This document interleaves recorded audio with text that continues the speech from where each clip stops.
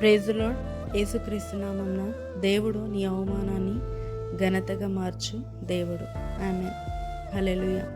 ఈరోజు దేవుని వాగ్దానము యెషయా గ్రంథము 54వ అధ్యాయము 4వ వచనము.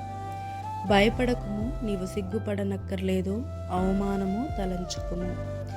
దేవుడు భయపడొద్దు అంటున్నాడు. ఏదైతే నీకు అవమానం కలిగిందో, ఏదైతే నువ్వు సిగ్గుపడే పరిస్థితి కలిగిందో, ఏదైతే నేను ఇబ్బంది పెడుతుందో, ఏదైతే నీ చుట్టూ ఉన్నవన్నీ నీకు భయంకరంగా మరి అవమానకరంగా ఏవైతే జరిగి ఉన్నాయో వాటిలో నుంచి దేవుడు నిన్ను తప్పిస్తానని చెప్తున్నాడు. వాటన్నిటికీ భయపడకు అని చెప్తున్నాడు, సిగ్గుపడకు అని చెప్తున్నాడు.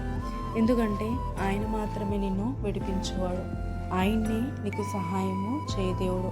ఆయన మీద ఆధారపడ్డావు కనుక నిన్ను ప్రతి విషయంలో తప్పించేవాడు ఆయన్ని. నీ అవమానం అంతను ఘనతగా మార్చేవాడు దేవుడే. నీకు సహాయం ఇచ్చేవాడు, నిన్ను విడిపించేవాడు, నిన్ను విసర్జించని దేవుడుగా నీకున్నాడు, తండ్రిగా నీకున్నాడు. కనుక దేవుడు నీ ప్రతి పరిస్థితిని గమనించాడు. నీ ప్రతి భయంకరమైన అవమాన సిచ్యువేషన్ని దేవుడు గమనించి నీ కోసం ఈరోజు వాగ్దానం ఇస్తున్నాడు. సిగ్గుపడకు, నీ అవమానము తలంచుకొని బాధపడకు, నువ్వు భయపడకు అని చెప్తున్నాడు. మరి లోకంలో ఉన్న వాళ్ళు, మరి నీ స్నేహితులైనా, నీ బంధువులైనా, నీ మిత్రులైనా, ఎవరైనాను మరి నీకు మంచి చేస్తున్నారని అనుకున్నా వారే నీకు హాని చేస్తున్నారేమో. ఎవరిని ఎక్కువగా నమ్మకుండా మరి దేవుని వైపు నువ్వు చూస్తున్నట్టయితే, దేవుని యందు నమ్మకం ఉంచితే దేవుడు తప్పకుండా నిన్ను ఆశీర్వదిస్తాడు. ఈ బాధలన్నింటిలో నుంచి, ఈ అవమానాలన్నింటిలో నుంచి ఆయన నిన్ను రక్షిస్తానని చెప్తున్నాడు. ఈరోజు దేవుడు నీ ప్రతి పరిస్థితిని గమనించినాడు కనుక ఈ వాగ్దానము మరి నీ జీవితంలో నెరవేర్చుటకు ఆయనే నీకు సహాయం చేసి బలపరచునుగాక. ఆమేన్. ప్రార్థించుకున్నాం. తండ్రి, యేసుక్రీస్తు నామమున ప్రార్థిస్తున్నాము.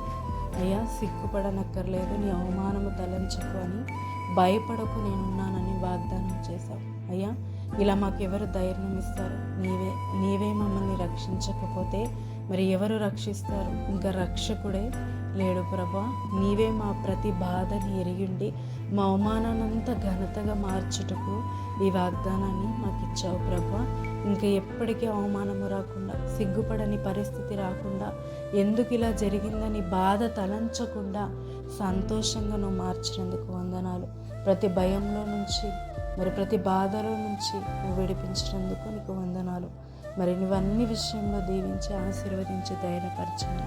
యేసుక్రీస్తు నామంలో ప్రార్థిస్తున్నాము తండ్రి. ఆమేన్. ఈ వాగ్దానము భయపడనక్కర్లేదు అన్న వాగ్దానాన్ని దేవుడు మీకు ఘనతగా మరి ఆశీర్వాదకరంగా ప్రతి ఒక్కరిలో నెరవేర్చునుగాక. ఆమేన్. హల్లెలూయా. అప్పుతో నువ్వు బాధపడుతున్నావు, ఎలా తీర్చుకోవాలని దేవుడు నీకు సహాయం చేసి నిన్ను విడిపించాడు. మరి విడిపిస్తే సాక్ష్యం చెప్పడము మర్చిపోకండి. Thank you.